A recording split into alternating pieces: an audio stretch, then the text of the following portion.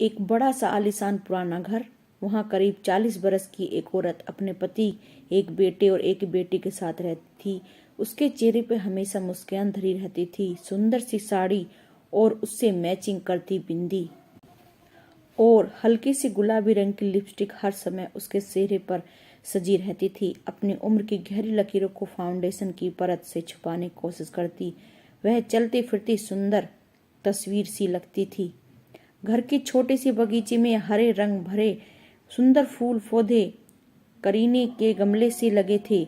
Main दरवाजे से अंदर घुसते ही भगवान जी एक सुंदर बड़ी मूर्ति थी स्थापित की हुई थी और मोगरा अगरबत्ती खुशबू का झोंका यकायक सांसों को महकाने लगता।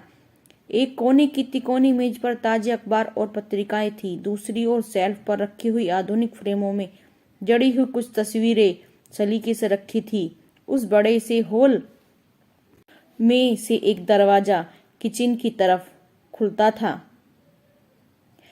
जहां सलीके से बर्तन और वहां की साफ सफाई उस औरत की सुगुरता को दिखा रहे थे। सामने वाली दीवार पर एक बड़ी सी पेंसिल स्केच वाली एक ड्राइंग फ्रेम में लगी थी, बड़ी ही प्यारी लग रही थी और उसके कोने में एक औरत का नाम लिखा था। अपने हाथ से कपड़े व डाइनिंग टेबल पर रखी प्लेटों को पोंछ कर सजा रही थी। सलाद की प्लेट में सजाने और फलों को फ्रिज से निकालकर टेबल के सेंटर में रखना, यह सब हो रहा था कि अचानक उसके मोबाइल पर एक बेल बजी और उसने झट से बोला हेलो, पर मैंने तो खाना बनाया, और फोन कट गया।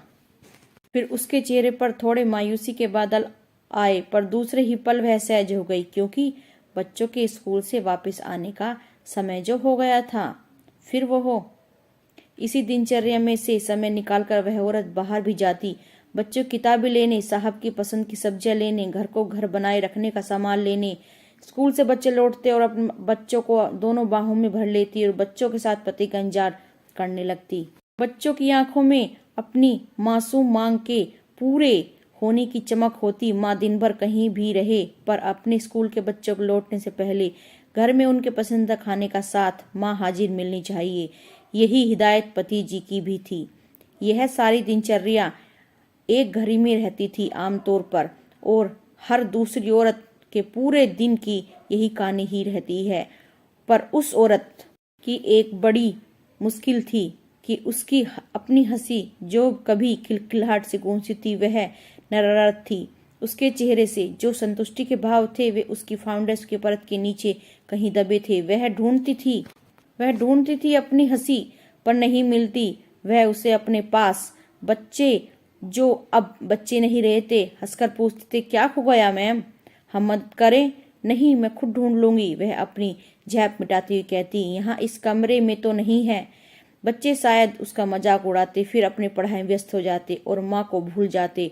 पर जब किसी चीज के लिए जरूरत होती तो भूख लगती तो माँ की याद आती। बेटी जो अब यौवन की दहलीज पर खड़ी थी पूछती थी, हे मम्मी जस्ट चिल। तब लगता कि आज की पीढ़ी, ये पीढ़ी कितनी सहजता से बातों को कह लेते हैं और हम हैं एक अपने इमोशनल मन के चक्रियों फंसे रहते हैं। ऐसे ही चक्रियों फंसी है वह औरत जो एक सहज हंसी न हंस पाती थी। उसे लगता था कि वह एक मुखौटे ओढ़े रहती है हर पल। अपनी बहन से बात करते हुए अपनी सबसे प्यारी सहेली से भी वह अब वैसी सहजता महसूस नहीं करती। मन खोल के बातें नहीं कर पाती। उसका कुछ था जो उसे खुश करने की कोशिश कर रहा था। शाम हुई और बच्चे घर से बाहर खेलने निकल जाते। वह चुपचाप अपने कमरे में गई, साड़ी उतारी, अपने ब्लाउज की दाहिनी बाजू को जरा सा खिसकाया और सामने की टेबल पर रखी बेटनोवेट की स्किन क्रीम को दाहिने कंधे पर दिख रहे गहरे लाल रंग के बड़े से निशान पर मला और ब्लाउज को ठीक करके वापस से अपनी साड़ी पहन लेती है। फिर से थोड़ा फाउंडेशन लगाया और पलकों के कोने पर जमी जो उसके चेहरे पर नमी थी आ गई। उसे पोंछकर आंखों को अच्छा दिखाने के लिए काजल का एक स्ट्रो लगा लिया। फिर से वह गुलाबी रंग की लिपस्टिक लगाई और अपने होठों पर एक मुस्कान भी सजा लिया। तो क्या यह घाव था जो उसे हंसने से खिलखिलाने से रोकता था?